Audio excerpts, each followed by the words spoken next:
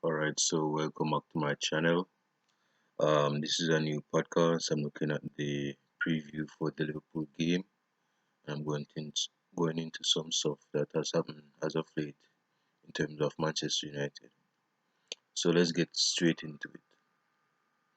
The first piece of news I have is Ashley Young. Ashley Young has come to terms with Inter Milan, and it's more than likely that he's leaving at the end of the month, if not sometime next week. Um, Yeah, man. I think it's time Ashley Young has called it a day at Manchester United. He's been he's been a decent player. I think he had 19 goals and 43 assists for United in our competition. He'll be forever remembered remembered about that game against Arsenal in his debut season and his game versus Manchester City at home in that 4-2. I think it was a 4-2 game, and he was very good in that game and scored a goal and assisted twice. Yeah, so he's leaving Manchester United at the end of the month, if not in the upcoming week. So that's the first bit of news for Ashley Young. Second of all, we look at the win against Wolves, which happened a couple days ago. Manchester United hosts Wolverhampton Wanderers at home at Old Trafford, following with a 1-0 win.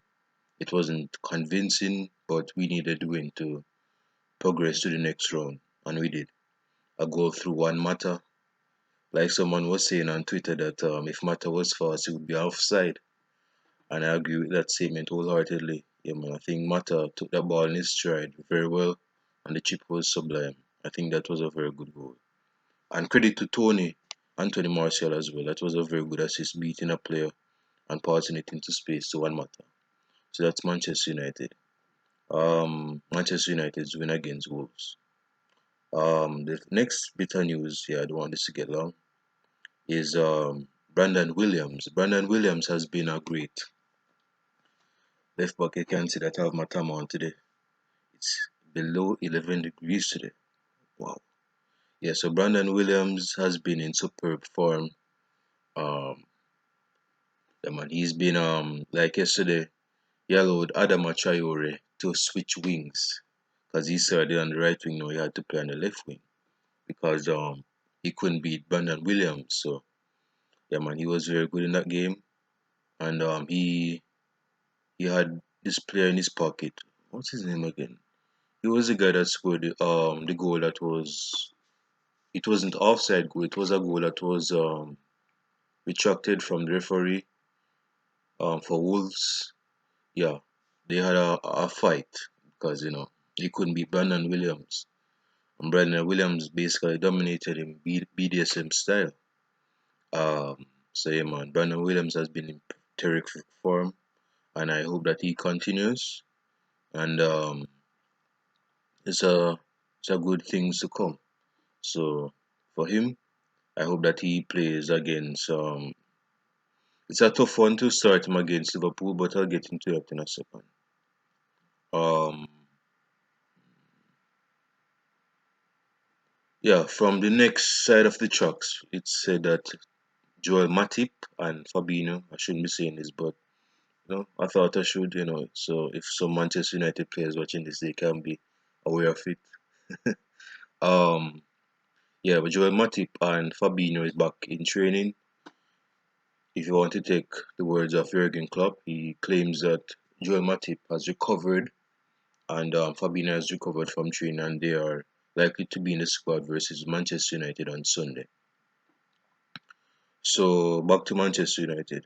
Harry Maguire has been labelled the captain from by Ole Gunnar Solskjaer to lead Manchester United forward.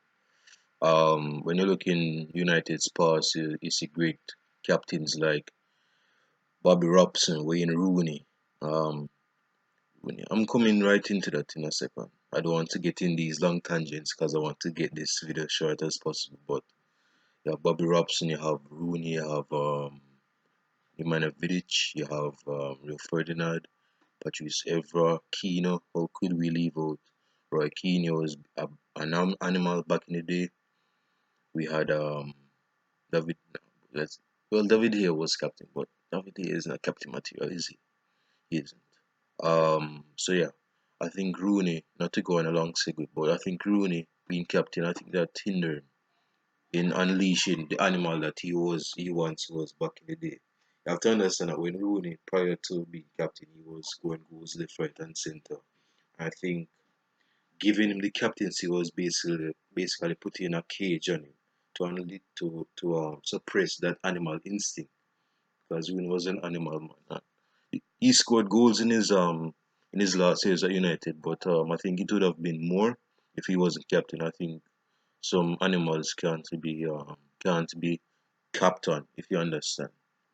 So yeah, good on Harry Maguire. He's the current Manchester United captain, and I hope and pray that he will be a very good captain, not just for the label of being a captain, but he's a leader on the pitch.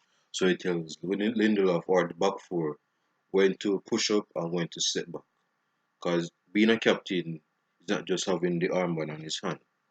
It's about leadership on the pitch, like what Evra did, like what Rio did, like what Kino did. You understand? So that's the leadership that United need in order to progress forward. Getting into the Liverpool game on Sunday.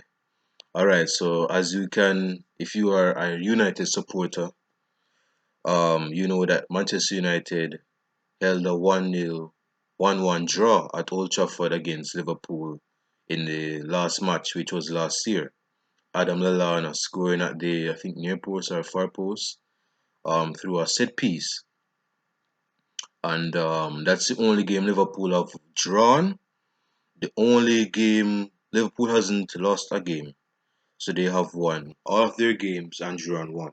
So that the game they drew was at Manchester United, and they haven't lost a match yet. So getting into the Liverpool preview, Liverpool, everybody knows about Liverpool. Alisson has been on decent form. Trent Alexander-Arnold. I'm going to give my starting level for Liverpool and Manchester United in a second. So Trent Alexander-Arnold, TAA, um, he's great offensively, but he's very suspect and fishy defensively. And I think Rashford has a decent record against Liverpool. I think getting into that, I think Rashford is injured. But more than like I'm pretty sure that he'll play on Sunday, starting the match. So he has a good record against Trent Alexander-Arnold. He scored those two goals against him on his side some years ago at Old Trafford. So the Liverpool, everybody knows that. So I can't even talk clearly this morning. Yeah, it's morning. I just woke up, but everybody knows about Liverpool.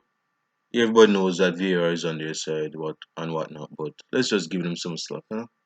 Everybody knows about Liverpool. They're a very very good side. That's a great understatement to make.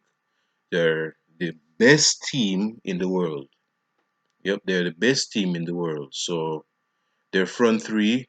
Speaking about their front three, I see a stat stating that Manchester United through Greenwood, Anthony Martial, and Rashford has more goals combined than Liverpool's front three, which is Sadio Mane, Mohamed Salah, and Roberto Firmino, who recently got baptized, as if that's going to help them win on Sunday. You're right. Um. So yeah, United's front three has more goals, not by much, more goals than Liverpool's front three, which I find interesting considering that they're on top of the table and they've scored more goals than us. So my starting lineup for Liverpool is Alisson in goal. Of course, they're going to start with a 4-3-3. That's a given. Duh. Um, Trent Alexander-Arnold on right back, at right back. Prefer him to be at right back than on right back. Um, I think Joel Gomez will start for Liverpool. Of course, Virgil van Dijk will step in at centre back, and of course, Robertson will be at left back. In midfield is kind of tricky, but this is my preview. Don't take my word for it. You have Jordan Henderson as an somewhat advanced midfielder, and you have I think Fabinho might start, and if he doesn't start, I'm going with Fabinho at the base at the number 6. And on the other side on midfield we have Wijnaldum, whatever his name is said. Yeah, Wijnaldum. And of course the front three is Sadio Mane, Salah and Firmino. So for Manchester United, my starting 11 is David De Gea in goal, Wan Bissaka, Harry Maguire of course, Victor Lindelof, and I would like Brandon Williams to start. It's um it's a big ask, but I'm going for it. Yeah, so have him at left back. In midfield, I have Fred, and I think Andres Pereira will start. I believe so. Andres Pereira will start. Um, of course, Daniel James, who hasn't been in the best of form as of late, if we're being honest with ourselves. And for number 10, I would like One Mata to start. It's a big ask, but I think One Mata can beat the press of Liverpool. So, yeah, I would have him at number 10. Again, leave your comments down below on who you think will start in number 10 or start period for Manchester United in my comments section below or my Twitter page. At the left wing, Rashford might start. Rashford might start, but I'm not calling heavens on it. I think he might start. And of course, Tony at the number 9 up top. Tony, of course, scored his first goal against Liverpool. Oh yes! Yep. So yeah, that's my preview, and that's the end of my podcast. I hope that Liverpool will not win on Sunday. Like Mourinho would say back in the day for Porto, we won't lose, but we won't draw. So I just pray that United get a good result.